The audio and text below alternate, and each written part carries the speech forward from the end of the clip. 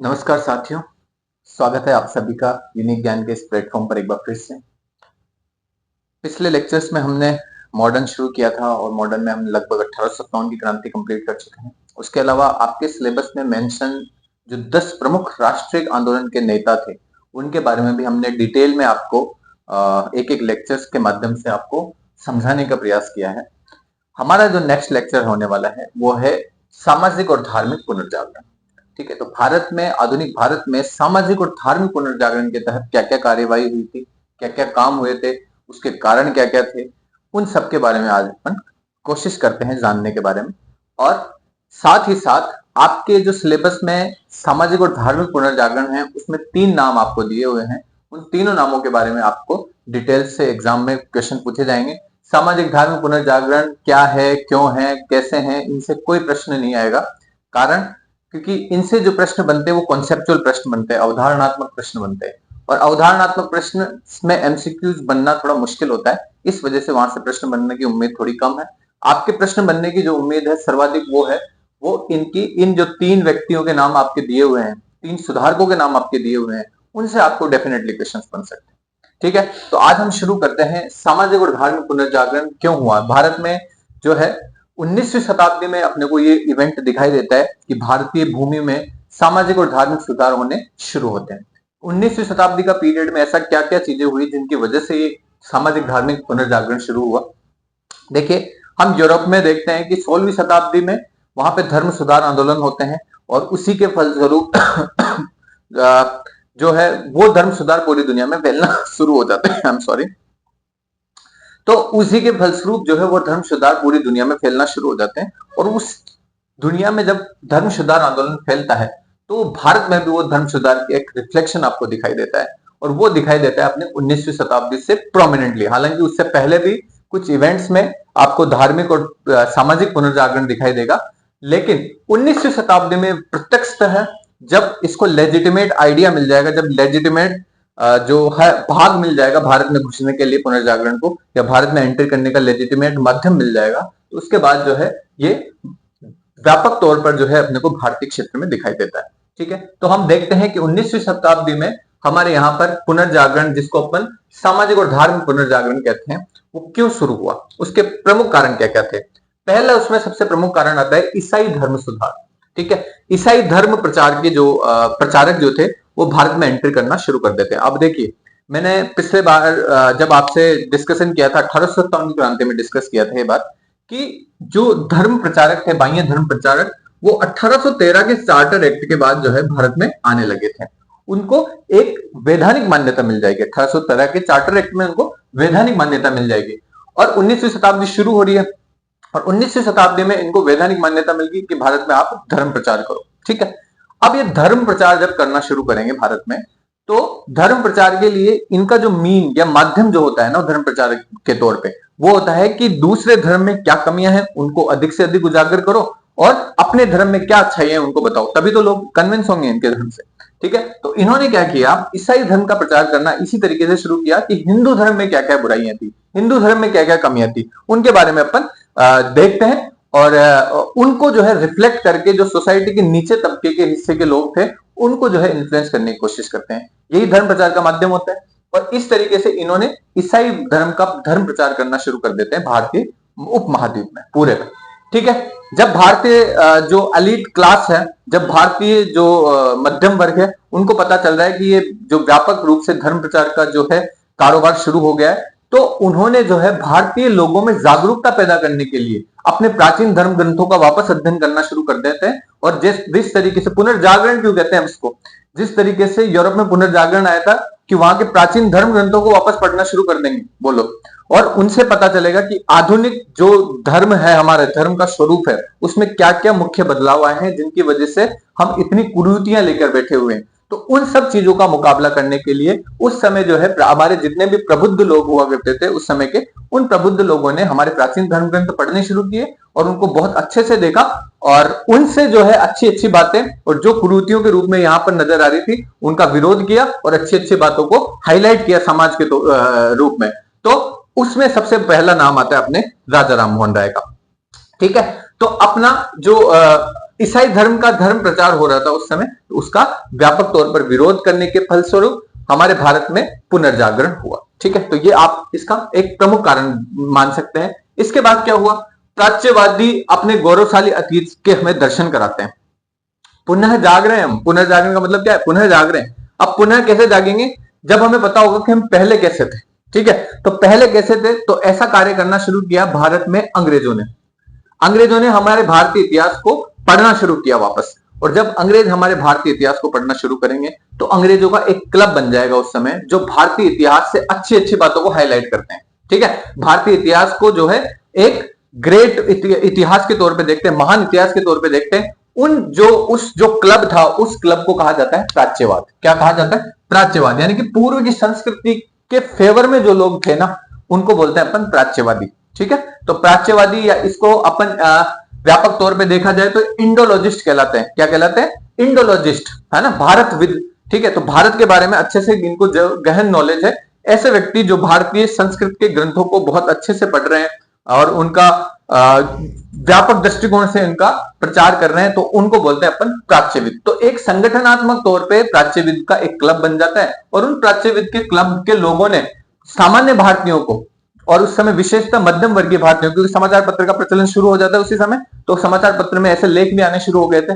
तो सामान्य जो अपने भारतीय थे, मध्यम वर्गीय भारतीय थे, पढ़े लिखे भारतीय थे, उनको जो है इन अपने पुराने गौरवशाली अतीत के बारे में जानकारियां देने लग जाते हैं ये प्राच्यवादी लोग। तो इस वजह से भी जो है हमारे यहाँ पर क्या है, पुनर्जागरण आता है। सामान्य लोग जो है वापस जागरूक होते हैं कि हम पहले कैसे थे एक्चुअल में। ठीक है, तो इस वजह से क्या क्या हुआ, पुनर्जागरण शुरू हुआ। तीसरा कारण था बुद्धिजीवी वर्ग। ठीक है, तो बुद्धिजीवी वर्ग, अब देखिए इन्होंने जब मैंने कहा कि इन्होंने प्राच्यवादियों ने हमारे भारतीय मध्यम वर्ग तक जो है अपनी बात पहुंचा दी है। अब मध्यम वर्ग को पता चल गया कि हम जो है किस प्रकार से थे। मध्यम वर्ग में ज्यादातर बुद्धिजीवी लोग मध्यम वर्ग में आते थे, तो हम किस प्रकार के लोग थे, हमारा प्राचीन इतिहास, गौरवशाली इतिहास क्या था, उन सब के बारे में जब हमें पता चला, इन बुद्धिजीवी वर्ग को पता चला, तो इन्होंने सामान्य लोगों को भी समझाने का प्रयास किया। ठीक है, तो इस तरीके से जो पुनर्जागरण है वो ऊपर के तबके के लोगों से नीचे के तबके के लोगों तक पहुंच रहा है। तो ये भी एक महत्वपूर्ण कारण रहा कि एक बुद्धिजीवी वर्ग का उदय हुआ, प्लस उस बुद्धिजीवी वर्ग ने यूरोपियन साहित्य पढ़ा, यूरोप के साहित्य में पढ़ा कि उनका प्राचीन इतिहास किस तरीके का था, फिर हमारा साहित्य पढ़ा, उनको कंपेयर किया, तो उनको लगा कि भाई भारतीय जो इतिहास है, भारतीय जो दर्शन है, वो पुराने समय से ही इतना जो है बहुत इंटेलेक्चुअल जो है क्लास के लोगों द्वारा लिखा गया है। और ये जो साधु ऋषि की परंपरा हुआ करती थी हमारे समाज में, वो जो है काफी ज्यादा डोमिनेट करते थे हमारे नॉलेज सिस्टम को, और उस नॉलेज सिस्टम की ही देन है कि हम भारतीय जो है प्राचीन काल में इतने ज्यादा महान थे। ठीक है, तो ये बात हमारे बुद्धिजीवियों ने इसको आइडेंटिफाई किया।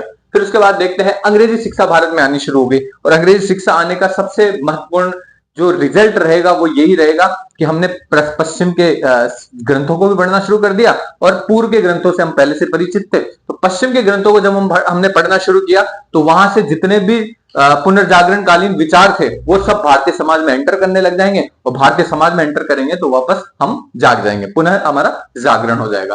फिर अपन देखते हैं उस समय की मांग भी थी, पूरी दुनिया में पुनर्जागरण जो है एक वैल्यू के तौर पर जो है पूरी दुनिया में फैल रहा था। उस समय मैंने बताया 16वीं शताब्दी में धर्म सुधार की इवेंट हुआ, 14वीं-15वीं शताब्दी में पुनर्जागरण हुआ, फिर प्रबोधन का युग 18वीं शताब्दी में आने लगा।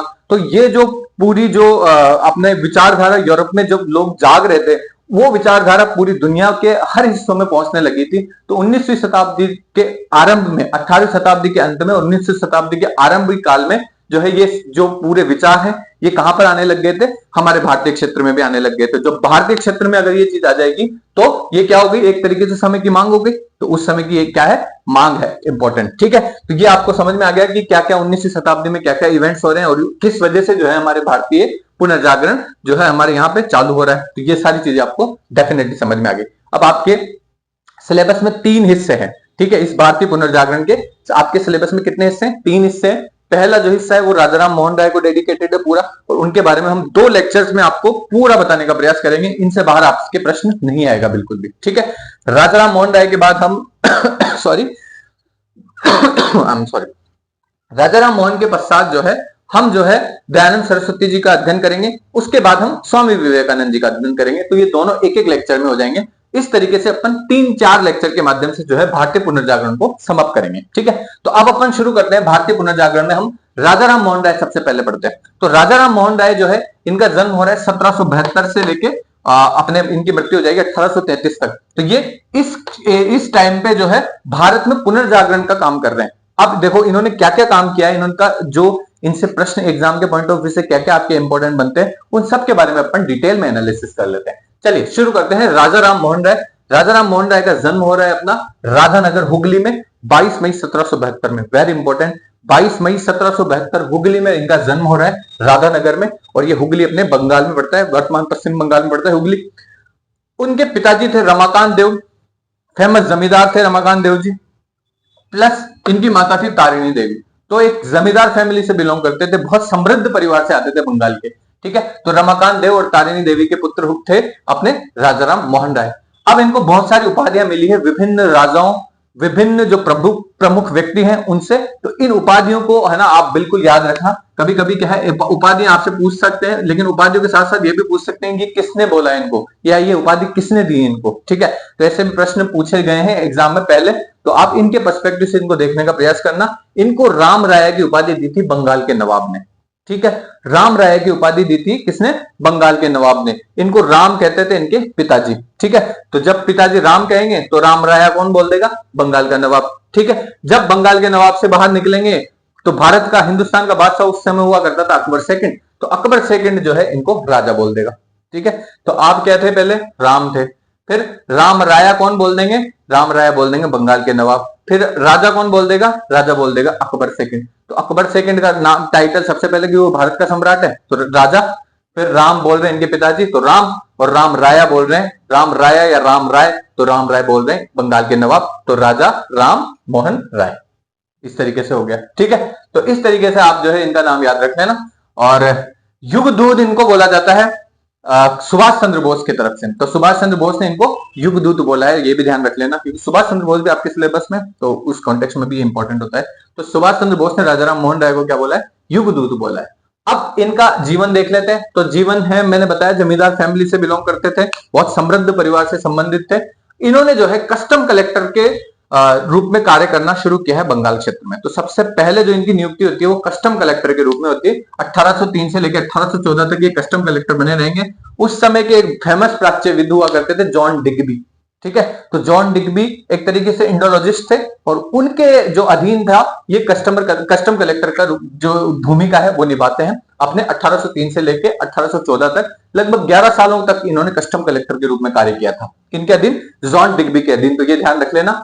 फिर जो है इन पर जो है किन किन का प्रभाव था। ठीक है, ये सबसे इंपॉर्टेंट चीज है कि इन पर बाह्य प्रभाव किन। देखो हिंदू धर्म का तो ऑब्वियसली हिंदू धर्म में पैदा हो रहे हैं तो हिंदू धर्म का तो प्रभाव रहेगा। उपनिषदों का प्रभाव है ना, गीता का प्रभाव है। तो उपनिषद और गीता का जो है सारा प्रभाव जो है आपको राजाराम मोहन राय के जितने भी विचार हैं आप भविष्य में देखोगे, अपन अगले लेक्चर में इनके विचार देखेंगे पूरे, तो उनमें आपको एकदम उपनिषदों की झलक मिलेगी। तो राजाराम मोहन राय का सबसे बड़ा जो इन्फ्लुएंस रहा था वो किनका रहा था? उपनिषदों का रहा था। वेरी इंपॉर्टेंट, ध्यान रखना।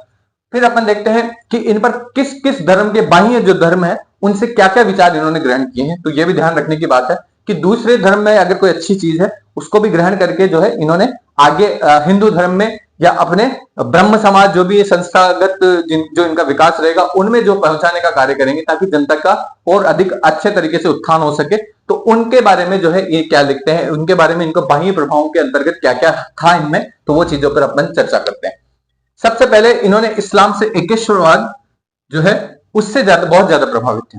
इस्लाम के एकेश्वरवाद से प्रभावित थे। इसके अलावा सूफी मत के रहस्यवाद से प्रभावित थे। ठीक है, तो सूफी मत में रहस्यवाद है उससे प्रभावित है। ईसाई धर्म की नीति शास्त्र है ना, एथिक्स से प्रभावित है। ईसाई धर्म का एथिक्स नीति शास्त्र से प्रभावित है और पश्चिम के उदार बुद्धिवाद से प्रभावित है। ठीक है, तो बाहर से क्या क्या लिया? इस्लाम से तो लिया इन्होंने एकेश्वरवाद, सूफी मत से लिया रहस्यवाद, ईसाई से लिया नीति शास्त्र जिसको अपन एथिक्स बोलते हैं, और पश्चिम से लिया उदार बुद्धिवाद। ठीक है, तो ये चारों चीजें आप ध्यान रख लेना कि ये जो चारों का प्रभाव था वो किन पर था? अपने राजाराम मोहन राय पर था। ठीक है, अब देखिए इनके जो संबंधित सबसे इंपॉर्टेंट प्रश्न आते हैं वो इनके नामों से संबंधित प्रश्न आते हैं। इनको अन्य नामों में क्या क्या कहा जाता था इनको। ठीक है, तो ये आप 8 नाम इनके ध्यान रखना। इनको कहा जाता है आधुनिक भारत का पिता। आधुनिकता लेके आ रहे हैं पूरे भारत में। ठीक है, क्यों? 19वीं शताब्दी में पुनर्जागरण के अग्रदूत कौन कहे जा रहे हैं? वो कहे जा रहे हैं अपने राजाराम मोहन राय। आधुनिक भारत के में जो है सबसे पहले आधुनिक भारत की शुरुआत होती है, जब से कहीं भी किसी भी, जैसे यूरोप में जब आधुनिक काल की बात करते हैं तो पुनर्जागरण से आधुनिक काल की शुरुआत होती है, विचारक के रूप में। ठीक है, हमारे यहाँ पर टाइम पीरियड फिक्स बांट रखा है, इसलिए अपन ये क्लेम नहीं कर सकते, लेकिन जब कहीं भी कभी भी अगर इतिहास में इस प्रकार का विभाजन होता है तो जहां से पुनर्जागरण शुरू होता है ना, वहीं से उस कालखंड का नया रूप शुरू कर देते हैं। जैसे यूरोप में जैसे पुनर्जागरण शुरू होगा, वहीं से जो है आपने जब से कस्तुनतुनिया पर आक्रमण होगा, पुनर्जागरण की गतिविधि शुरू होगी, वहीं से जो है आधुनिक इतिहास शुरू हो जाएगा यूरोप का। उसी तरीके से भारत में अगर पुनर्जागरण की जहां से शुरू हो रहा है ना, किससे शुरू हो रहा है, राजा राममोहन राय से शुरू हो रहा है, और जहां से शुरू हो रहा है तो उसी के तहत जो है इनको आधुनिकता का जो है सूचक मान लिया जाता है, संसूचक मान लिया जाता है। इसी वजह से अपन इनको क्या बोल रहे हैं, आधुनिक भारत के पिता बोल रहे हैं। ठीक है, तो फादर ऑफ मॉडर्न इंडिया किनको बोलेंगे, father of modern India Raja Rammohan Roy को। ठीक है, इसके अलावा ये पहले समाज सुधारक थे, समाज सुधार का काम कर रहे हैं। तो पहले इनसे पहले समाज सुधारक कम ही पैदा हुए हैं या नहीं हुए हैं भारतीय क्षेत्र में, तो पहले भारतीय समाज सुधारक थे, तो इसका ध्यान रख लेना। पहले भारत के समाज सुधारक कौन थे, वो थे अपने राजा राममोहन राय आधुनिक काल में। ठीक है, इसके अलावा देखते हैं भारतीय राष्ट्रवाद के जनक है, भारतीय राष्ट्रवाद के जनक है क्योंकि भारतीय, अब कल इनके विचार देखेंगे ना, तो उस विचार में अपन देखेंगे कि इनको जो है भारतीय राष्ट्रवाद के जनक क्यों कहा जाता है, तो भारतीय राष्ट्रवाद का जनक भी इनका नाम है, तो ये भी ध्यान रख लेना। फिर अतीत और भविष्य के मध्य सेतु है। देखिए मध्यकाल खत्म हो रहा है, तब जाके आधुनिक काल शुरू होता है, तो मध्यकाल क्या हो गया, अतीत हो गया, आधुनिक काल क्या हो गया, भविष्य हो गया, आने वाले टाइम का जो ये इस टाइम के कॉन्टेक्स्ट में अगर अपन देखेंगे तो मध्यकाल और आधुनिक काल के बीच में एक सेतु का काम कर रहे हैं, ब्रिज का काम कर रहे हैं, दोनों को जोड़ने का काम कर रहे हैं। इस वजह से इनको क्या कहा जाता है, आधुनिक और मध्यकाल, यानी कि अतीत और भविष्य, इन दोनों के बीच में सेतु का काम कर रहे हैं, ब्रिज का काम कर रहे हैं, पुल का काम कर रहे हैं। इस वजह से इनको ये उपमा दी जाती है। इसके अलावा इनको देखिए, आप अपन नेक्स्ट पढ़ने वाले इनके समाचार पत्र और लेखन के संबंधी कार्य, आप देखोगे ये पहले भारतीय हैं जिन्होंने कोई समाचार पत्र शुरू किया है। ठीक है, तो इसलिए इनको क्या कहा जाता है, भारतीय प्रेस या भारतीय पत्रकारिता का जनक भी कहा जाता है। ठीक है, तो ये भी नाम याद रखना, भारतीय प्रेस या भारतीय पत्रकारिता का जनक इनको कहा जाता है, अपने राजा राममोहन राय को कहा जाता है। इसके अलावा इनको कहा जाता है पुनर्जागरण का अग्रदूत, जो मैंने शुरुआत में आपको बता दिया था कि भारत में अगर पुनर्जागरण कहीं से शुरू हो रहा है और भारत में पुनर्जागरण का विचार अगर किसी ने रखा है तो वो थे अपने राजा राममोहन राय। तो इस वजह से ये इंपॉर्टेंट, इनको ये उपमा दी गई है। फिर इनको बोलते हैं मॉर्निंग स्टार, भोर का तारा, क्या बोलते हैं इनको, मॉर्निंग स्टार। तो यूरोप में एक फेमस इरेस्मस हुआ करते थे, इरेस्मस बहुत प्रबुद्ध नाम था यूरोप का, तो उनको बोलते थे मॉर्निंग स्टार ऑफ रेनासा। क्या बोलते थे उनको, मॉर्निंग स्टार ऑफ रेनासा। तो जिस तरीके से यूरोप में इरेस्मस ने कार्य किया है ना, मॉर्निंग स्टार भोर के तारे की तरह, क्योंकि भोर का तारा किसको बोलेंगे, जो जब सूर्य उदय होता है, सूर्य उदय होता है तो वो भोर का तारा है, सूर्य भी एक तरीके से स्टार है ना। तो जैसे भोर का समय होता है ना, सुबह सुबह का समय, वो प्रज्वलित इतना अधिक जो है प्रचंड रूप में भी नहीं होता है और बिल्कुल शून्य रूप में भी नहीं होता है, यानी कि वो एक अच्छा चमकीला तारे की तरह दिखाई देता है। तो जो जिस तरीके से भोर का तारा दिखाई देता है ना, उसी तरीके से जब अपन देखते हैं आधुनिक काल का जब शुरुआत होती है तो वो राजा राममोहन राय को उस तरीके से आप देख सकते हैं कि वो भोर के तारे के समान प्रतीत होते हैं। ठीक है, इसलिए इनको क्या बोलते हैं, morning star of Indian Renaissance. क्या बोलते हैं इनको, morning star of Indian Renaissance. तो ये ध्यान रख लेना, भोर का तारा भी इनको बोलते हैं। फिर अपन देखते हैं, इनको प्रथम आधुनिक पुरुष भी कहते हैं, और मैंने बता दिया प्रथम आधुनिक पुरुष क्यों कहते हैं। ठीक है सॉरी।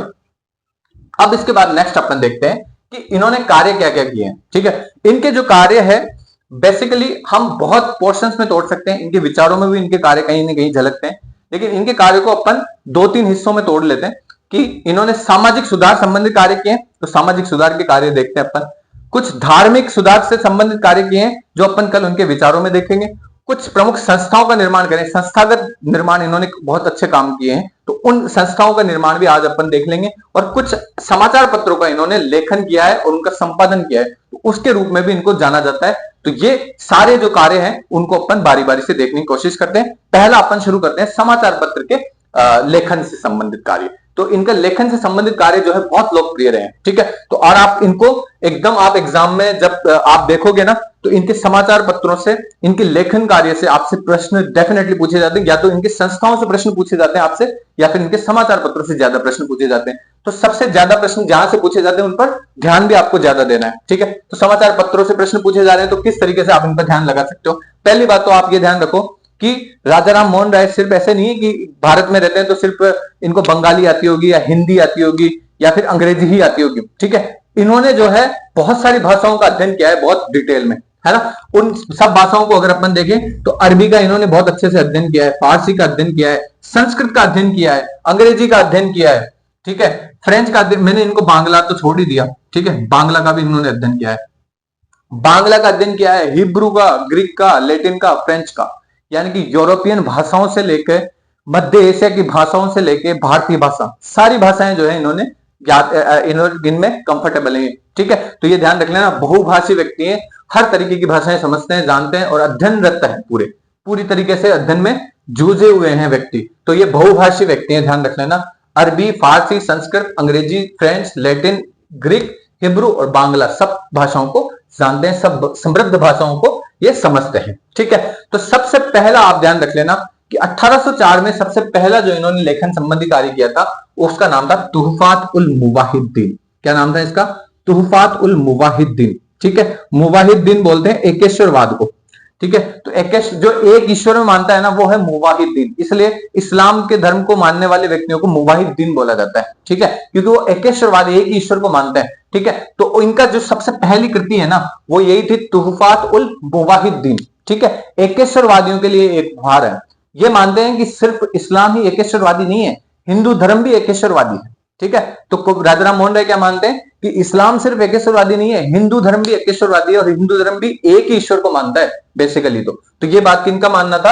अपने राजाराम मोहन राय का मानना था, इसीलिए इन्होंने एक कृति लिखी तुहफात उल मुवाहिद्दीन, है ना। तुहफात उल मुवाहिद्दीन किस भाषा में लिखी गई है ये कृति? ये फारसी भाषा में लिखी गई है, बहुत इंपॉर्टेंट कृति है, ठीक है। तो फारसी भाषा में क्या लिखते हैं ये? तुहफात उल मुवाहिद्दीन, तोहफा यानी गिफ्ट, तोहफा को अपन तुहफात बोल देते हैं, तो तुहफात उल मुवाहिद्दीन जो है फारसी भाषा में लिखी गई इनकी रचना है और इसका मतलब है एकेश्वरवादियों को उपहार। क्या है इसका मतलब? एकेश्वरवादियों को उपहार। और इसकी जो प्रस्तावना है ना, उसका जो जब किताब लिखते हैं तो किताब के आगे सबसे पहले प्राइम्बल होता है, उसका प्रस्तावना होता है, जैसे कॉन्स्टिट्यूशन भी लिखते हैं तो कॉन्स्टिट्यूशन में क्या क्या लिखा हुआ है उसकी प्राइम्बल पहले लिखते हैं, तो उसकी जो प्रस्तावना है वो अरबी भाषा में लिखी गई है, ठीक है। कभी कभी प्रश्न पूछ लेते हैं डिटेल में, इन डिटेल पूछा जाता है, तो अदरवाइज ऐसे प्रश्न आपको परेशान नहीं करेंगे। लेकिन आप ये ध्यान रखना कि तुहफातुल मुवाहिद्दीन है ना वो फारसी भाषा में लिखी गई रचना है, लेकिन इसकी जो प्रस्तावना है वो अरबी भाषा में लिखी गई है, तो ये ध्यान रख लेना। इसमें इन्होंने मूर्ति पूजा का विरोध किया है कि हिंदू धर्म की कमी है मूर्ति पूजा, तो मूर्ति पूजा का ये विरोध करते हैं अपने राजाराम मोहन राय। तो ध्यान रख लेना, राजाराम मोहन राय के विचारों में सबसे महत्वपूर्ण विचार ये है कि ये मूर्ति पूजा का विरोध करते हैं, ठीक है, और मूर्ति पूजा का विरोध करेंगे और इसीलिए लिखेंगे तुहफातुल मुवाहिद्दीन। और हिंदुओं को भी क्या मानते हैं? एकेश्वरवादी मानते हैं। फिर अपन देखते हैं मंजारतुल अदियान, इनकी दूसरी फारसी कृति है मंजारतुल अदियान। इसमें इन्होंने क्या किया है? बहुत सारे धर्मों को लिया है, ईसाई धर्म को लिया है, हिंदू धर्म को लिया है ना, इस्लाम को लिया है, इन सब धर्मों का जो है इनके ऊपर जो है परिचर्चा करने का प्रयास किया है और इसका नाम है मंजारतुल अदियान। ये फारसी भाषा की कृति है इनकी। तो दो कृतियां इनकी फारसी की ध्यान रख लेना, तुहफातुल मुवाहिद्दीन, मंजारतुल अदियान, ये और भी कृतियां आएगी अभी फारसी में। फिर इन्होंने अपने 4 वेद हैं टोटल, हिंदू धर्म के 4 वेदों और 5 उपनिषदों पर इन्होंने इनका बांग्ला में अनुवाद किया। तो मैंने कहा था ना बांग्ला में भी ये निपुण थे, तो बांग्ला में अनुवाद किया ताकि सामान्य लोग ज्यादा से ज्यादा कनेक्टेड फील कर सके, इसलिए इन्होंने 5 उपनिषद का कभी कभी नाम भी पूछ लेते हैं तो वो भी लिख लेना, ईश, केन, कठ, मुंडक और मांडुक्य। ये 5 उपनिषद है मांडुक्य, है ना। तो 4 तो वेद, ऋग, अथर्व, साम और यजु, ये चारों तो वेद और 5 उपनिषद, ईश, केन, कठ, मुंडक और मांडुक्य। इन पांचों जो 5 4 9 संस्कृत के ग्रंथ हैं, जो हिंदू धर्म के जो इसेंस है ना, हिंदू धर्म का सारा जो सार मौजूद है ना इन ग्रंथों में, तो इन ग्रंथों का बांग्ला भाषा में अनुवाद किया है इन्होंने, ठीक है। तो जब बांग्ला भाषा में अनुवाद करेंगे तो सामान्य लोग बांग्ला तो पढ़ सकते हैं, भाई फारसी तो कौन पढ़ेगा? फारसी तो नहीं आती किसी को, इंग्लिश भी नहीं आती, तो उस समय ज्यादातर लोगों को क्या आती है? या तो हिंदी में कुछ पढ़वा लो, उर्दू में पढ़वा लो या बांग्ला में पढ़वा लो, ठीक है। तो भारतीय क्षेत्र में जो ज्यादातर लोग हैं वो या तो हिंदी से परिचित है, देवनागरी से, या फिर उर्दू से परिचित है, या फिर बांग्ला से परिचित है, जो उस क्षेत्र के लोग थे, ठीक है। तो इसलिए उन्होंने क्या किया, बांग्ला में, क्योंकि बांग्ला क्षेत्र से संबंधित है तो बंगाल क्षेत्र में बांग्ला में इन्होंने ये ग्रंथ ट्रांसलेट कर दिए ताकि ज्यादा से ज्यादा लोगों को पता चल सके, ठीक है। फिर अपन देखते हैं इनके बाद इन्होंने एक बहुत ही फेमस जो है ना इनकी किताब, बहुत एग्जाम में पूछी जाती है, और इस किताब का नाम है प्रोस्पेक्ट्स ऑफ जीसस, है ना। जो जीसस है, ईसा मसीह है, उनके नीति वचन, प्रोस्पेक्ट्स क्या है उनके, ठीक है, उनके वचन क्या क्या है। तो ईसा मसीह के वचनों के बारे में लिखते हैं, prospects of Jesus the guide to peace and happiness. यानी कि इसको हिंदी में भी पूछ लिया जाता है कई बार, ईसा के नीति वचन शांति व खुशहाली का मार्ग, ठीक है, शांति व खुशहाली का मार्ग, ये इस नाम से जो है आपसे एग्जाम में पूछी जा सकती है। तो ये ध्यान रख लेना, ये किसके द्वारा लिखी गई है, ये अपने राजा राम मोहन राय जी द्वारा लिखी गई है, 1820 में लिखी जाती है। और इसमें जो है सबसे इंपॉर्टेंट बात ध्यान रख लेना कि जो इस अपने राजा राम मोहन राय हैं, वो ईसा के देवी अस्तित्व की जो है अवधारणा है उसका खंडन करते हैं।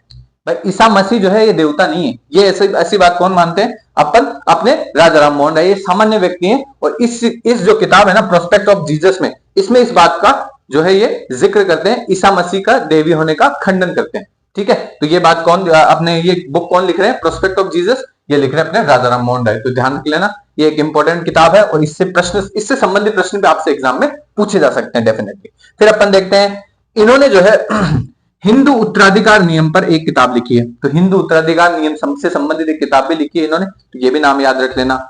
सबसे इंपॉर्टेंट इनका जो है न्यूज़पेपर आता है ना, हर बार एग्जाम में पूछा जाता है न्यूज़पेपर। और न्यूज़पेपर सबसे पहले पूछा जाता था संवाद कौमुदी के नाम से, ठीक है, संवाद कौमुदी के नाम से पूछा जाता। तो अब लोगों ने रख लिया इसको, भाई संवाद कौमुदी के नाम से आ जाए तो कौन लिखाएंगे, अपन राजा राम मोहन राय।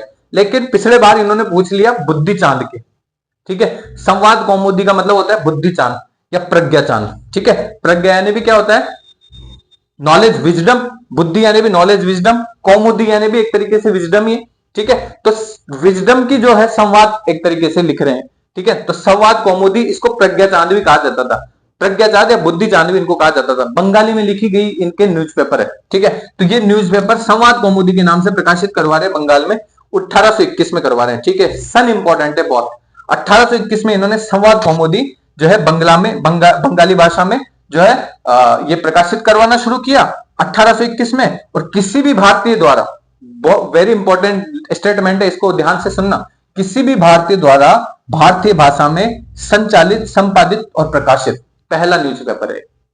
किसी भी भारतीय द्वारा भारतीय भाषा में संपादित, संचालित और प्रकाशित पहला न्यूज़पेपर है, ठीक है। तो ये बहुत इंपॉर्टेंट लाइन है और इसको ध्यान रख लेना आप, इस संवाद कौमुदी या बुद्धि चांद, क्योंकि पहले संवाद कौमुदी के नाम से पूछा जाता था, अब बुद्धि चांद के नाम से पूछा जा रहा है। तो बुद्धि चांद या प्रज्ञा चांद भी संवाद कौमुदी को ही कहते हैं। 1821 में छपेगा ये न्यूज़पेपर, ठीक है। भारतीय द्वारा पहला न्यूज़पेपर छापा गया है बांग्ला भाषा में, पहली भारतीय भाषा है बांग्ला जिसमें भारत में न्यूज़पेपर प्रकाशित होने शुरू हुए, ठीक है। क्योंकि बंगाल के कौन है, राजा राम मोहन राय। सबसे पहले पुनर्जागरण भी कहां पे आ रहा है, अपने बंगाल वाले क्षेत्र में आ रहा है। और पढ़े लिखे लोग भी सबसे पहले कहां पे जो है अंग्रेजी पढ़ने वाले या बांग्ला पढ़ने वाले व्यक्तियों का एक मध्यम वर्गीय जो समूह है या बुद्धिवादी समूह है, वो कहां विकसित हो रहा है, वो बंगाल में विकसित हो रहा है। तो जहां पर कस्टमर बेस होगा वहीं पर अखबार छपेगा। भाई पढ़ने वाले तो हो ना, अखबार कब छपे, जब पढ़ने वाले होंगे तभी अखबार छपेगा। तो जब पढ़ने वाले हो गए तो उन्होंने अखबार छापना शुरू कर दिया, ठीक है। तो ये ध्यान रख लेना, पहला अखबार है अपना संवाद कौमुदी, तो बहुत इंपॉर्टेंट है। फिर अपन देखते हैं मिरातुल अखबार, दूसरा अखबार इन्होंने छापा है मिरातुल अखबार, ये फारसी भाषा में छापा है। अब देखो आप ये क्यों पूछा जाने लग गया, पहले बुद्धि चांद का नाम आ जाए तो बुद्धि चांद तो संवाद कौमुदी का दूसरा नाम है, लेकिन अगर बुद्धि दर्पण नाम आ जाए, बहुत इंपॉर्टेंट ध्यान रख लेना, अगर बुद्धि दर्पण नाम आ जाए तो बुद्धि दर्पण का मतलब है मिरातुल अखबार, ठीक है। तो मिरातुल अखबार या बुद्धि दर्पण एक ही है, फारसी भाषा में 1822, इसके अगले ही साल संवाद कौमुदी के अगले ही साल जो है छापना शुरू कर देंगे, कौन सा, बुद्धि दर्पण नाम से। तो एक अखबार बंगाली में छाप रहे हैं, पहला अखबार भाई बंगाली में छाप के देखते हैं ट्रायल, फिर फारसी में छापना शुरू कर दिया, ठीक है। तो दो अखबारों को जो है आप याद रखिए ना, एक तो संवाद कौमुदी, एक मिरातुल अखबार। संवाद कौमुदी को प्रज्ञा चांद या बुद्धि चांद भी कहा जाता है और मिरातुल अखबार को बुद्धि दर्पण कहा जाता है, ठीक है। तो ये ध्यान रख लेना, दोनों इंपॉर्टेंट है अपने एग्जाम के पॉइंट ऑफ व्यू से। फिर इन्होंने एक ब्रह्मोनिकल मैगजीन जो है वो इंग्लिश में प्रकाशित करवाई है ना, इस मैगजीन का नाम है ब्रह्मोनिकल मैगजीन। क्या नाम था, ब्रह्मोनिकल मैगजीन। ब्रह्मो सोसाइटी, ब्रह्म समाज की स्थापना करने वाले व्यक्ति हैं कौन, अपने राजा राम मोहन राय। तो ब्रह्मोनिकल मैगजीन कौन छापेगा, राजा राम मोहन राय छापेंगे, इंग्लिश में छापेंगे। तो ये ध्यान रख लेना, ब्रह्मोनिकल मैगजीन है ना, किस में छपती थी, किस भाषा में छपती थी, तो इंग्लिश में छपती थी, तो ध्यान रख लेना। फिर सॉरी, फिर इन्होंने बहुत सारे फारसी में निबंध लिखे और उनका टाइटल दे दिया ईश्वर परक निबंध, ठीक है। तो ईश्वर से संबंधित बहुत सारे निबंध लिखे, तो इसका टाइटल दे दिया फारसी में ईश्वर परक निबंध। तो ध्यान रख लेना, ये भी पूछा गया है एग्जाम में। फिर बंगदूत, ये भी ध्यान रखना। बंगदूत 1829 में छापा है इन्होंने, और ये हिंदी का न्यूज़पेपर था। तो बंगदूत के नाम से बांग्ला देगा वो आपको ऑप्शन में, तो बांग्ला नहीं है, हिंदी है भाई। ठीक है, तो बंगदूत नाम से हिंदी में छाप रहे हैं 1829 में। और ध्यान रख लेना हिंदी का न्यूज़पेपर है, तो हिंदी का न्यूज़पेपर छापने का श्रेय भी किनको दिया जाता है? अपने राजा राम मोहन राय को दिया जाता है। हालांकि इससे पहले एक और हिंदी का न्यूज़पेपर छप चुका है, तो आप लेकिन फिर भी बंगदूत का नाम याद रखना। हिंदी का न्यूज़पेपर है, किसके द्वारा छापा जा रहा है? राजा राम मोहन राय के द्वारा छापा जा रहा है। ठीक है, तो ये थे इनके पहले प्रमुख समाचार पत्र। ठीक है, इनकी अब अपन देखते हैं इनकी प्रमुख संस्थाएं, किन किन संस्थाओं का इन्होंने निर्माण किया है अपनी पूरी लाइफ टाइम में। और ये संस्थाएं बहुत बार आपसे एग्जाम में पूछी जाती है, तो सबसे ज्यादा प्रश्न बनते हैं अपने समाचार पत्रों से और संस्थाओं से, तो संस्थाओं को भी ध्यान से देखना। ठीक है, इनकी पहली संस्था है आत्मीय सभा संस्था। ठीक है, 1815 में जो है आत्मीय सभा संस्था बनती है, तो बहुत इंपॉर्टेंट संस्था है आत्मीय सभा, है ना। 1815 में एक संस्था बनती है। देखिए इनके साथ अपन अभी सामाजिक सुधार पढ़ेंगे ना, सती प्रथा को पढ़ेंगे। ठीक है, सती प्रथा में इनके क्या रोल रहा है? बहुत अहम रोल रहा है पूरे बंगाल क्षेत्र में। सती प्रथा उन्मूलन में इनका बहुत अच्छा योगदान माना जाता है। ठीक है, तो आत्मीय सभा वो संस्था थी 1815 में जब इन्होंने स्टैब्लिश की थी, तो इनका मंतव्य था कि अपन सती का विरोध करेंगे, और सती का विरोध करने के लिए इस संगठन की स्थापना की है आत्मीय सभा की। तो ध्यान रख लेना, आत्मीय सभा इनकी आत्मा के बहुत करीब था, क्योंकि सती प्रथा का सबसे ज्यादा विरोध करना चाहते थे। ठीक है, तो आत्मीय सभा क्या था? इनकी आत्मा के सबसे करीब था, इसलिए आत्मीय सभा है। आत्मीय सभा 1815 में स्थापित हो रही है, और सती का विरोध करेंगे इस संगठन के माध्यम से। इसमें है ना द्वारकानाथ ठाकुर भी शामिल थे। ठीक है, तो कभी कभी आपसे एग्जाम में पूछे जा सकते हैं, बिकॉज आपके तो सिलेबस में द्वारकानाथ ठाकुर है नहीं, है ना, तो आपसे ये पूछा मुश्किल जाएगा। लेकिन आत्मीय सभा जो था उनमें शामिल व्यक्ति हैं कौन? द्वारकानाथ ठाकुर। ये भी बहुत इंपॉर्टेंट व्यक्ति है, बहुत प्रोमिनेंट व्यक्ति है, जो बाद में बंगाल में जितने भी कांग्रेस से पहले संस्थाएं बनेंगी ना, तो द्वारकानाथ ठाकुर का बहुत अहम रोल रहेगा उसमें। ठीक है, अहम भूमिका रहेगी। तो आप ध्यान रख लेना, आत्मीय सभा सती विरोधी संगठन था जिसमें द्वारकानाथ ठाकुर भी शामिल थे, 1815 में बनेगा।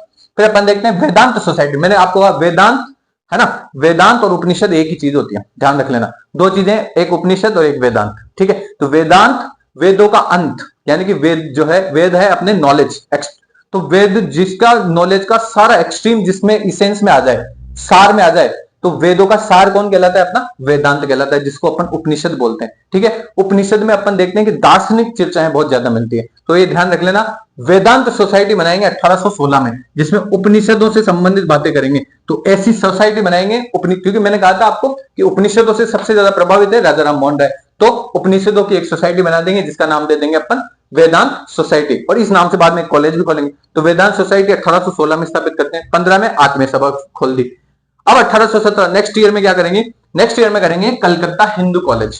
ठीक है, तो एक डेविड हेयर हुआ करते थे, डच व्यक्ति थे डेविड हेयर, वो घड़ियों का काम किया करते थे। उस समय जो है डच डेनमार्क में बहुत अच्छा घड़ियों का काम हुआ करता था, आज भी हालांकि वहां पे होता है ऐसा।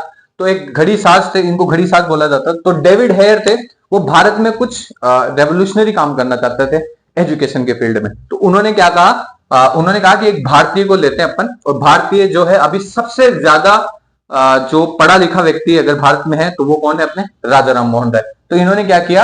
राजा राम मोहन राय को शामिल किया अपने प्लान में कि अपन कलकत्ता में एक कॉलेज खोलते हैं, जिसमें अपन जो अपना हिंदू सभ्यता है, हिंदू सिविलाइजेशन है, और वहां की जितनी भी बातें हैं, संस्कृत के जितने भी ग्रंथ है, उनके बारे में नॉलेज देना शुरू करते हैं। तो उसके लिए एक डच है घड़ी साज थे डेविड हेयर, और एलेक्जेंडर डफ एक और व्यक्ति थे। तो एलेक्जेंडर डफ और डेविड हेयर, इन दोनों ने राजा राम मोहन राय के साथ एक कलकत्ता में एक कॉलेज खोला, और इस कॉलेज का नाम था कलकत्ता हिंदू कॉलेज। ठीक है, तो बहुत इंपॉर्टेंट कॉलेज है कलकत्ता हिंदू कॉलेज, कि नेक्स्ट ईयर 1817 में ये कॉलेज खोल रहे हैं। ठीक है, तो ये नाम ध्यान रखना, इन दोनों का भी नाम याद रखना कि राजा राम मोहन राय के साथ कौन व्यक्ति शामिल नहीं था, ऐसा प्रश्न आपसे पूछा जा सकता है, जिसमें दोनों नाम देंगे आपको, डेविड हेयर और एलेक्जेंडर डफ, और फिर उसके बाद आपको बताना है कि कौन शामिल नहीं था। तो ये दोनों का नाम तो आप डेफिनेटली याद रखना ही है। फिर अपन देखते हैं इसी समय 1817 में जैसे हिंदू कॉलेज खोल रहे हैं ना, वैसे कलकत्ता में एक अंग्रेजी स्कूल भी खोलेंगे, है ना। तो कलकत्ता में अंग्रेजी स्कूल खोलने का श्रेय भी इन्हीं को दिया जाता है 1817 में, तो ये भी ध्यान रख लेना। फिर यूनिटेरियन सोसाइटी बनाएंगे। देखिए मैं आपको बोल रहा था कि एकेश्वरवाद में इनकी धारणा जो है बहुत प्रबल होने लगी थी। ठीक है, तो एक ईश्वर को मानने में जो है उसके लिए इन्होंने एक सोसाइटी की स्थापना करी, यूनिटेरियन सोसाइटी। क्या नाम था इसका? पहले वेदांत सोसाइटी बनाई, फिर यूनिटेरियन सोसाइटी बनाई। यूनिटेरियन मतलब एकेश्वरवादियों की सोसाइटी है एक तरीके से। तो एकेश्वरवादियों के लिए एक सोसाइटी बनाई, 1821 में बनाते हैं। और विलियम एडम्स हुआ करते थे उस समय, एक बैप्टिज्म चलता है ना। ईसाई धर्म में बहुत सारे पंथ हुए हैं, ठीक है। तो जो प्रोटेस्टेंट है उनमें एक बहुत बड़ी शाखा मानी जाती है बैप्टिज्म वाली शाखा, ठीक है, जिनको बैप्टिस्ट कहते हैं, बापवाद कहते हैं, ठीक है। तो कई बार जो है ना बैप्टिस्ट मिशन भी हुआ करते थे उस समय। विलियम एडम्स, और विलियम एडम्स के साथ मिलकर इन्होंने एक यूनिटेरियन सोसाइटी बनाई, ठीक है। और यूनिटेरियन सोसाइटी 1821 से कोलकाता में कार्य कर रही थी निरंतर। उसके बाद इन्होंने एक कॉलेज खोला 1825 में, उसका नाम था वेदांत कॉलेज। क्या नाम था उसका? वेदांत कॉलेज। ये भी कलकत्ता में खोला गया, ठीक है। फिर इसके बाद इन्होंने एक संस्था बनाई जो बहुत फेमस रहेगी, और अपन जो है नेक्स्ट लेक्चर में इस संस्था के बारे में अध्ययन करेंगे और इनके विचारों के बारे में अध्ययन करेंगे। उस संस्था का नाम था ब्रह्म समाज। इसको अपन गॉड सोसाइटी भी बोलते हैं, ब्रह्मो सोसाइटी भी बोलते हैं। ब्रह्म तो एक ही है ना, तो ये एकेश्वरवादी है, तो ब्रह्म तो एक ही मानते हैं, तो इसलिए इन्होंने इस नाम से सोसाइटी बनाई, और इस सोसाइटी का नाम था ब्रह्म समाज या ब्रह्मो सोसाइटी या गॉड सोसाइटी, ठीक है। जो अंग्रेज हैं उनको समझाने के लिए गॉड सोसाइटी है, और ब्रह्म अपने हिंदुस्तानियों को समझाने के लिए क्या थी? ब्रह्म समाज, ब्रह्म सोसाइटी, ठीक है। 1828 में ये संस्था बनाई जाती है और ये कलकत्ता से शुरू होती है ये कार्य, ठीक है। 1828 की तिथि याद रख लेना, बहुत महत्वपूर्ण है, ठीक है। अब अपन जो है नेक्स्ट लेक्चर में अपन ब्रह्म समाज के बारे में देखेंगे। अब इनके सामाजिक सुधार के कौन कौन से इन्होंने कार्य किए हैं। सामाजिक सुधार के इन्होंने बहुत सारे कार्य किए थे। सबसे पहले सॉरी इन्होंने कुछ कुरीतियों का विरोध किया और कुछ प्रथाओं का समर्थन किया। कुछ कुरीतियां कौन कौन सी थी उस समय? भारत में जो है बहुपत्नी प्रथा प्रचलित थी, ठीक है। भारतीय जो है बहुत सारे विवाह करते थे, बहुत सारी पत्नियां रखते थे, इस वजह से बहुपत्नी विवाह के खिलाफ थे। फिर जातिवाद बहुत ज्यादा था, तो जातिवाद के भी खिलाफ थे। सती प्रथा उस समय भारत में प्रोमिनेंटली जो सबसे बड़ा जो कंसर्न था ना इनका राजा राम मोहन राय का, तो वो था सती प्रथा पर, ठीक है। सती प्रथा के बारे में और डिटेल में अपन देखते हैं। इन्होंने समर्थन किस चीज का किया कि कोई विधवा हो जाती है तो विधवा जीवन भी जो है एक तरीके से कलंक ही है, इसलिए ये विधवा विवाह को प्रमोट करते हुए दिखाई देंगे। दूसरा इन्होंने समर्थन किया अंतरजातीय विवाह का, कि आप जो है एक ही जाति में विवाह कर रहे हैं, ये भी चीज गलत है, ये समर्थन कर रहे हैं किसको? अंतरजातीय विवाह को। इसके अलावा इन्होंने स्त्री शिक्षा पर भी जोर दिया कि भारत की अगर 50% जनसंख्या अगर अनपढ़ रह जाती है तो हमारा जो नैतिक उत्थान है, हमारा जो दूसरे उत्थान है ना, सभी सामाजिक, आर्थिक, राजनीतिक सारे उत्थान जो है वो धूमिल हो जाएंगे अगर स्त्री को उत्थान नहीं मिलेगा, स्त्री को आप पढ़ाओगे नहीं तो इसलिए स्त्री शिक्षा के समर्थन में ये थे, ठीक है। तो राजा राम मोहन राय स्त्री शिक्षा के समर्थन में थे। अब सती प्रथा के बारे में अपन देख लेते हैं। सती प्रथा और राजा राम मोहन राय के बारे में अपन देख लेते हैं। 1811 में इनके बड़े भाई हुआ करते थे जगमोहन, उनकी डेथ हो जाती है। इनके बड़े भैया जगमोहन हुआ करते थे और उनकी डेथ हो जाती है। तो जगमोहन की जब डेथ होती है तो उनकी पत्नी हुआ करती थी उस समय, इनकी भाभी, उनको जो है इनके साथ सती होना पड़ा, ठीक है। तो जब ये सती होते हैं तो इनका दिल पसीजता है कि जब उन्होंने वहां पे सती होते देखा अपनी भाभी को उनके भैया के साथ, तो इनका दिल में जो है गहरा छेद होता है एक तरीके से। मतलब इनका इतना ज्यादा हर्ट हुआ इस चीज से, इस इंसिडेंट से। इसके बाद जो है सती प्रथा के मुखर विरोधी हो गए, ठीक है। अब इन्होंने जो है 1819 में तब से सती प्रथा के खिलाफ बोलना शुरू कर देंगे। आप देखोगे 1811 का ये इवेंट है, बड़े भाई का जो जगमोहन जी की पत्नी सती होती है। जब इनकी भाभी 1815 में इन्होंने एक सभा बनाई, आत्मीय सभा, तो इनका सबसे मेन कंसर्न ये था कि अपन सती का विरोध करेंगे। सती प्रथा सबसे खराब प्रथा है अपने भारतीय समाज की, तो इसलिए 1815 में जब आत्मीय सभा बनाई तो उनका मेन कंसर्न क्या था? सती का विरोध करना, ठीक है, सती प्रथा का विरोध करना। इसीलिए आप देखोगे 1811 से 1815 4 साल लग गए इनको ये संस्था बनाने में, ठीक है। फिर अपन देखते हैं 1819 में एक बंगाल के एक पंडित जी हुआ करते थे बहुत फेमस, उनका नाम था काशीराम तर्कावागीस। तर्क में इतने ज्यादा एक्सपर्ट थे, इनको तर्कावागीस की उपाधि धारण थी, ठीक है, कि तर्क में इनको कोई परास्त नहीं कर सकता। तो काशीराम तर्कावागीस जो थे वो सती को बहुत ज्यादा सपोर्ट करते थे उस समय, ठीक है। तो 1819 में इनकी एक बहस होती है राजा राम मोहन राय जी के साथ। तो ये बहुत इंपॉर्टेंट नाम है, याद रखना, आप एग्जाम में पूछा जाता है कि 1819 में राजा राम मोहन राय की काशीराम तर्कावागीस से किस मुद्दे पर जो है बहस होती है, किस मुद्दे पर वार्ता होती है ना। तो क्या किस मुद्दे पर जो है इनके बीच में बहस होती है? तो किस मुद्दे पर होती है बहस? ये होती है सती प्रथा के ऊपर, ठीक है। इनके एक और मूर्ति पूजा पर भी एक इनकी बहस होती है सुब्रमण्यम शास्त्री द्वारा, अपन ये भी देखेंगे, है ना। तो मूर्ति पूजा पर इनकी बहस हो रही है सुब्रमण्यम शास्त्री द्वारा, और सती प्रथा पर इनकी बहस हो रही है काशीनाथ तर्कावागीस के लिए। तो ये दोनों क्वेश्चन आपसे एग्जाम में पूछे गए हैं, ये 1819 का समय भी याद रख लेना। तो ये दोनों प्रश्न आपसे एग्जाम में पूछे जाते हैं, इस वजह से मैंने इनको अलग से भी लिख दिया, ठीक है। फिर अपन देखते हैं इनकी जो पत्रिका हुआ करती थी, पहला न्यूज़पेपर हुआ करता था संवाद कौमुदी, ठीक है, उसमें भी इन्होंने सती प्रथा का विरोध किया है बहुत मुखर तरीके से, ठीक है। तो संवाद कौमुदी जो है अपन ने देखा था, जिसको बुद्धि चांद या प्रज्ञा चांद भी कहा जाता है, उसमें इसके अलावा समाचार दर्पण भी इनका था, उसमें भी समाचार दर्पण मतलब मिरातुल अखबार, ठीक है। ये बुद्धि दर्पण या समाचार दर्पण भी इसी का नाम है, ध्यान रख लेना, ये भी अच्छी बात है, ये यहां से निकल के आ गई, ठीक है। तो समाचार दर्पण जो है ये भी इसी का नाम है, समाचार दर्पण भी इसी का नाम है। समाचार दर्पण में और बंगदूत में भी जो है ये सब जो है अपने को बंगदूत जो हिंदी का इनका न्यूज़पेपर था, इन सब में सती प्रथा का विरोध मिलेगा आपको, ठीक है। तो ये ध्यान रख लेना, सती प्रथा का विरोध इन्होंने पुरजोर तरीके से अपने लेखनी में भी करा है, काशीराम तरकावागी से भी बहस करके करा है, इसके अलावा जो है अपनी आत्मीय सभा नामक संगठन के माध्यम से भी करने की कोशिश की। इसके अलावा 1822 में जब समाचार चंद्रिका जो एक पत्रिका थी उसको ये सपोर्ट करते हैं। समाचार चंद्रिका एक पत्रिका थी उस समय बंगाल में, और ये भवानी चरण बंदोपाध्याय के नेतृत्व में या संपादन में जो है बनाई जाती है। क्या नाम था इस पत्रिका का? समाचार चंद्रिका। तो इनको सपोर्ट करते हुए नजर आ रहे हैं अपने राजा राम मोहन राय। ये पत्रिका का काम यही था कि ये डेली जो भी आर्टिकल छपते थे ना, इनके आर्टिकल होते थे सती प्रथा के विरोध में, ठीक है। तो इनका काम यही था कि सती प्रथा के विरोध में बोलेंगे हम, और कोई मुद्दा ही नहीं इनके लिए, ठीक है। सती प्रथा के विरोध में डेली आर्टिकल छापते थे, कौन? समाचार चंद्रिका के नाम से। और इनको सपोर्ट किसने किया था? अपने राजा राम मोहन राय ने किया था। 1822 की पत्रिका है, ध्यान रखना। इन सबके प्रेशर की वजह से अब देखो, डेली अगर अखबार आ रहा है, डेली अखबार में सती प्रथा सती प्रथा सती प्रथा के बारे में इवेंट्स आ रही है, ठीक है, तो अंग्रेजों का भी मन पसीजेगा। तो उस समय बेंटिक हुआ करते थे अंग्रेजों के गवर्नर जनरल। तो जब उनको पता चलता है तो 1829 में एक एक्ट लाएंगे सती प्रथा के विरोध में। उस एक्ट का नाम था एक्ट नंबर 17। क्या नाम था उसका?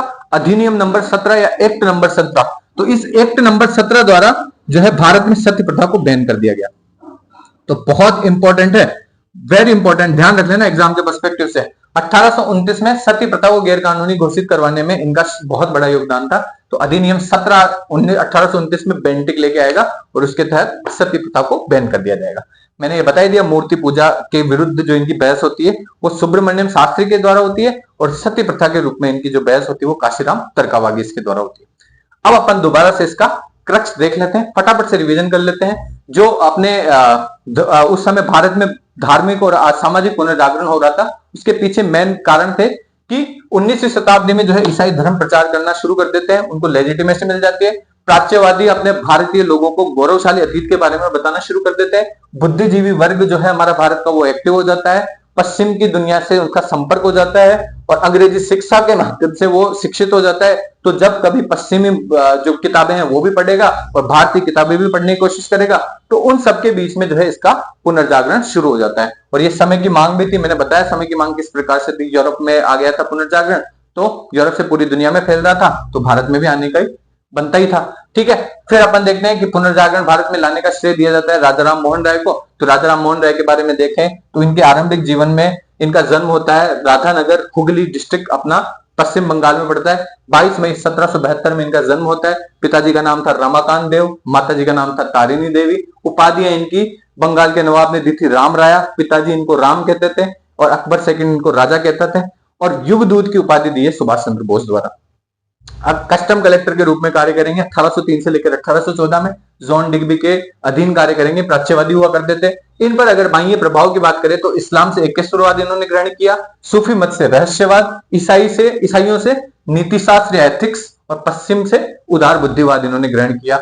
भारतीय जो हिंदू धर्म है उसके उपनिषदों से सर्वाधिक प्रभावित थे, इसीलिए जो है इनके सारे पत्रों में जिनकी लेखनी है, इनकी संस्थाएं, उनमें वेदांत या ब्रह्म उपनिषदों का जो है काफी महत्वपूर्ण रोल माना जाता है। अगर इनके समाचार पत्रों की बात करें, प्रमुख समाचार पत्रों की, तो इन्होंने 1804 में सबसे पहले तोहफातुल मुवाहिद्दीन नाम से जो है फारसी में समाचार पत्र निकाला, जिसका मतलब होता है एकेश्वरवादियों को उपहार, और इसकी प्रस्तावना जो है अरबी भाषा में लिखी गई थी। इन्होंने इसमें मूर्ति पूजा का विरोध किया। इसके अलावा इन्होंने मंजारतुल अदियान नामक फारसी में एक अखबार निकाला था, जिसमें विभिन्न धर्मों पर परिचर्चा करना शुरू किया। बांग्ला में भाषा में इन्होंने चारों वेदों और 5 उपनिषदों के नाम मैंने बताया, ईश, केन, कठ, मुंडक और मांडुक्य। इन 5 उपनिषदों पर जो है इन्होंने अपना बांग्ला में जो है अपनी टीका लिखी एक तरीके से, या बांग्ला में इनका अनुवाद किया। फिर इसके बाद अपन देखते हैं prospects of Jesus, the guide to peace and happiness, या ईशा के नीति वचन, शांति और खुशहाली का मार्ग। इस शीर्षक से जो है 1820 में एक ग्रंथ पत्र लिखा और उस पत्र में जो है अपने ईसा मसीह के देवी होने का खंडन करने की कोशिश की। फिर हिंदू उत्तराधिकार नियम पर एक पुस्तक लिखी। इसके अलावा संवाद कौमुदी या प्रज्ञा चांद या बुद्धि चांद बंगाली में लिखा। 1821 में जो है किसी भी भारतीय द्वारा ये लिखा गया पहला समाचार पत्र था, भारतीय भाषा में लिखा गया, भारतीय द्वारा लिखा गया और संचालित भी भारतीय कर रहा है, संपादित भी भारतीय कर रहा है, प्रकाशित भी भारतीय कर रहा है। तो ये पहला ऐसा न्यूज़पेपर था। फिर इसके बाद अपन देखें तो मिरातुल अखबार, जिसको बुद्धि दर्पण या समाचार दर्पण भी कहते हैं, 1822 में इन्होंने फारसी भाषा में निकालना शुरू किया। ब्रह्मोनिकल मैगजीन अंग्रेजी में निकालते थे। ईश्वर परक निबंध के शीर्षकों से फारसी में लिखते थे। इसके अलावा बंगदूत 1829 में, बहुत महत्वपूर्ण है, हिंदी का न्यूज़पेपर है बंगदूत, 1829 में जो है ये न्यूज़पेपर निकालते हैं। इनको किन किन और नामों से जाना जाता है? इनको आधुनिक भारत के पिता के नाम से जाना जाता है और इसके अलावा पहले समाज सुधारक थे, भारतीय राष्ट्रवाद के जनक थे, अतीत और भविष्य के बीच में सेतु का काम किया, भारतीय प्रेस या पत्रकारिता के जनक कहे जाते हैं, पुनर्जागरण काल के अग्रदूत थे, भोर का तारा या मॉर्निंग स्टार भी इनको कहा जाता था। इसके अलावा इनको प्रथम आधुनिक व्यक्ति भी कहा जाता है। इनके सबके बारे में अपन ने डिटेल से पढ़ लिया है कि क्यों कहा जाता था।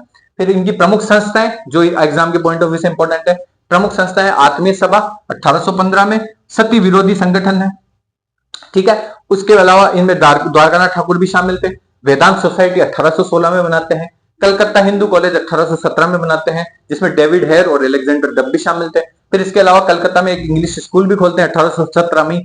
फिर यूनिटेरियन सोसाइटी बनाते हैं 1821 में, जिसमें विलियम एडम्स जो उस समय बैप्टिस्ट मिशनरी हुआ करते थे उनके साथ मिलकर ये यूनिटेरियन सोसाइटी बनाते हैं और कलकत्ता में इसकी स्थापना होती है। वेदांत कॉलेज बनाते हैं 1825 में कलकत्ता में। इसके अलावा ब्रह्म समाज बनाते हैं 1828 में कलकत्ता में, गॉड सोसाइटी के नाम से बनाते हैं या ब्रह्मो सोसाइटी भी इसको बोलते हैं। फिर सामाजिक सुधार के तौर पे अगर अपन देखें तो सामाजिक सुधार में इन्होंने बहुत सारी कुरीतियों का विरोध किया, जैसे बहुपत्नी प्रथा, जातिवाद, सती प्रथा, इन सब का तो विरोध किया। समर्थन किया इन्होंने विधवा विवाह का, अंतरजातीय विवाह का और स्त्री शिक्षा का, ठीक है। सती प्रथा और राजा राम मोहन राय के बारे में आपसे प्रश्न पूछे जा सकते हैं। तो 1811 में जब अपनी बड़ी जो भाभी है उनकी, जो जगमोहन जी की पत्नी हुआ करते हैं, इनके बड़े भाई की पत्नी, तो उनको जब सती होते देखा तो इनका जो है सती प्रथा से जो है विश्वास उठ गया। और 1815 में जब आत्मीय सभा बनाएंगे तो इनका जो मेन मोटिव था वो यही था कि सती विरोध की संगठन है, ठीक है, सती का विरोध करना है अपने को, सती प्रथा का। 1819 में एक बंगाल के पंडित जी काशीराम तरकावागी से इनकी बहस हो जाती है और काशीराम जी जो थे वो अपने तर्कों की वजह से जाने जाते थे पूरे भारतवर्ष में, तो उनसे बहस करते हैं कौन? अपने राजा राम मोहन राय सती के विरुद्ध, ठीक है।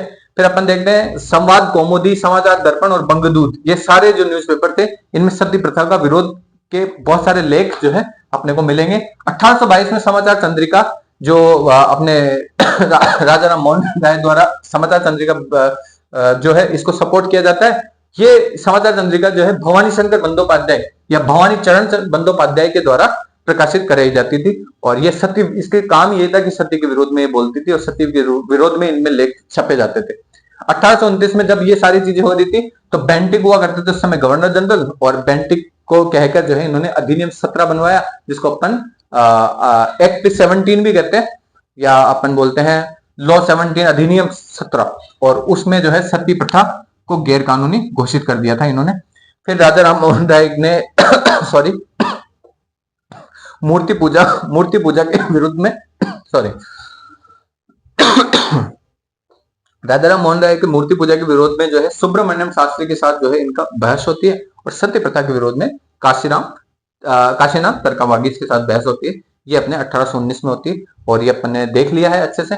कल अपन देखेंगे कि ब्रह्म समाज का क्या रोल था, ब्रह्म समाज क्या कार्य करता था, उसके बारे में थोड़ा सा जानकारी ले लेंगे, प्लस इनका राजा राम मोहन राय का अंतिम समय किस प्रकार से गुजरा और इनके विचार क्या क्या थे, इन तीनों के बारे में एक लेक्चर ले लेंगे पूरा। और ये राजा राम मोहन राय अपने यहाँ से एक प्रश्न बनेंगे, डेफिनेटली बनेंगे। स्पेशली आप समाचार पत्र और प्रमुख संस्थाओं को तो डेफिनेटली याद करके जाना, क्योंकि यहाँ से सबसे ज्यादा प्रश्न बनते हैं राजा राम मोहन राय।